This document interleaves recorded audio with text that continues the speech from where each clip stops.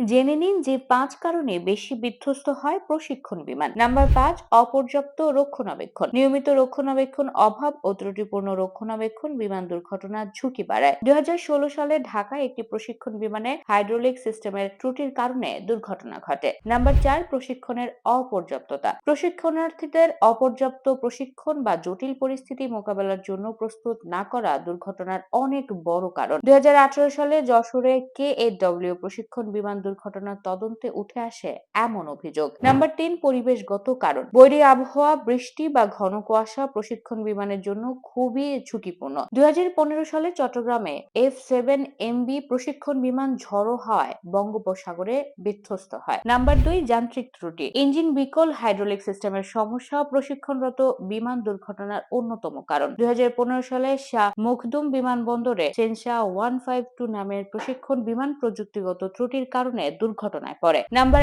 ১, পাইলটের ত্রুটি। প্রশিক্ষণ বিমানে প্রায় নবীন পাইলট বা প্রশিক্ষণার্থী থাকেন, যাদের ভুল সিদ্ধান্ত এবং পরিস্থিতি সম্পর্কে ভুল বোঝাবুঝির কারণে বিমান দুর্ঘটনা বেশি হয়। ২০১৮ সালে ঢাকা ইউএস বাংলার পাইলট হঠাৎ দিশেহারা হবার কারণে বিধ্বস্ত হয় ফ্লাইট 211।